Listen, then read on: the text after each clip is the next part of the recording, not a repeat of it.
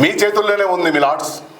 నోట్ల కట్టలు తగలబడిన ఉదంతంలో అభిశంసనకు గురి కాబోతున్న ఢిల్లీ హైకోర్టు పూర్వ న్యాయమూర్తి జస్టిస్ జస్వంత్ వర్మ నోట్ల కట్టలు దొరికినంత మాత్రాన ఒక వ్యక్తిని నిందితుడిలాగా ఎలా పరిగణిస్తారని ప్రశ్నిస్తున్నారు.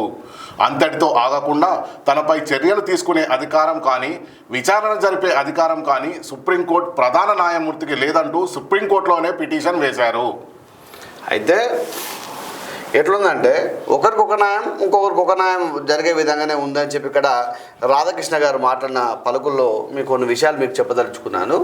అయితే హైకోర్టు న్యాయమూర్తులు ఇస్తున్న కొన్ని ఆదేశాలపై దేశ సర్వోన్నత న్యాయస్థానం చేస్తున్న వ్యాఖ్యలు వెల్లడిస్తున్న అభిప్రాయాలు సంచలనంగా ఉంటున్నాయి. కొన్ని సందర్భాల్లో సుప్రీంకోర్టు వ్యాఖ్యలు కటువుగాను ఉంటున్నాయి. ఆ వ్యాఖ్యలను పరిశీలిస్తే సుప్రీంకోర్టు ఆగ్రహానికి గురైన వారు హైకోర్టు న్యాయమూర్తులుగా ఎలా నియమితులయ్యారన్న సందేహం కలగడం సహజం ఉంది. అయితే హత్య కేసులో అరెస్ట్ అయి జైల్లో ఉన్న కన్నడ నటుడు దర్శన్కు కర్ణాటక హైకోర్టు బెయిల్ మంజూరు చేయడంపై సుప్రీంకోర్టు విస్మయం వ్యక్తం చేసింది. ఫార్వర్డ్ ఆర్డర్ అని కూడా తీవ్ర ఆగ్రహం వ్యక్తం చేసింది. ఇంకొంచెం వెనక్కి వెళ్తే ఆంధ్రప్రదేశ్లోని ఐపీఎస్ అధికారిని సంజయ్కు ముందస్తు బెయిల్ మంజూరు చేయడంపై కూడా సుప్రీంకోర్టు విస్మయం వ్యక్తం చేసింది. బెయిల్ విచారణ దశలోనే పూర్తి స్థాయి ట్రయల్ నిర్వహించినట్టుగా 49 పేజీల ఆదేశాలు జారీ చేయడం ఏమిటి అని సుప్రీంకోర్టు నిలదీసింది. అయితే జస్టిస్ యశ్వంత్ వర్మ ఇంట్లో నోట్ల కట్టలు తగలబడడానికి యావత్ దేశం గమనించింది. ఆయన అభిశంసించడానికి పార్లమెంటు కోరే అధికారం కూడా సుప్రీంకోర్టుకు ఉండదా? తప్పు చేసిన కింది స్థాయి న్యాయాధికారులపై చర్య తీసుకునే అధికారం హైకోర్టులకు ఉంది. అదే హైకోర్టు తప్పు చేస్తే మాత్రం చర్య తీసుకోకూడదట. ఈ రక్షణ వల్లనే కదా న్యాయ వ్యవస్థలో పెడదోరులు చోటు చేసుకుంటున్నాయని చెప్పి ఒక వార్త కథనం వచ్చింది.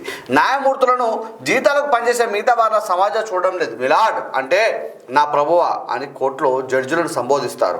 పౌరులకు న్యాయ వ్యవస్థపై విశ్వాసం పోతే మీరు ఎవరికి ప్రభువులు అని ప్రశ్నించడానికి ఎంతో సమయం పట్టదు.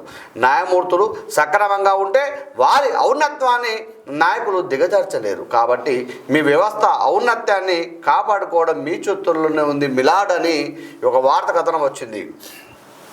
అయితే ఇప్పుడు కింది స్థాయిలో న్యాయమూర్తులు తప్పు చేస్తే హైకోర్టు వాళ్ళు తీసుకుంటారు, చర్య తీసుకోవచ్చు అన్నప్పుడు హైకోర్టులో వాళ్ళు ఎవరైనా తప్పు చేస్తే సుప్రీంకోర్టు తీసుకునే అధికారం ఎందుకు లేదు అని చెప్పి ఇక్కడ వార్త కథనం వచ్చింది. అలాగే కింది స్థాయిలో ఎవరైతే తప్పులు చేసినప్పుడు వాళ్ళ శిక్షలు రకరకాల పంచాయతీలు ఉన్నప్పుడు ఈ న్యాయమూర్తులు మిలాడ్ అన్నప్పుడు ఎందుకు లేదు అని చెప్పి ఇక్కడ వాస్తవ రూపం దర్శనమిచ్చే విధంగా ఈరోజు ఆర్కే పలుకులు రావడం జరిగింది. వాస్తవానికి ఆ పేదోడికి ఒక న్యాయం, ఉన్నోడికి ఒక న్యాయం అని చెప్పి ఈరోజు నడుస్తూ ఉంది. వాస్తవానికి కొన్ని చోట్ల నడుస్తూ ఉంది. అల్లు అర్జున్కి సంబంధించిన